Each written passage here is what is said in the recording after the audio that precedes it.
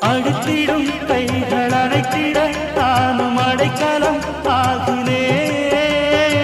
உள்ளையே எல்லை இல்லையே உந்த நண்பினில் மூழ்கினேன். கண்கள்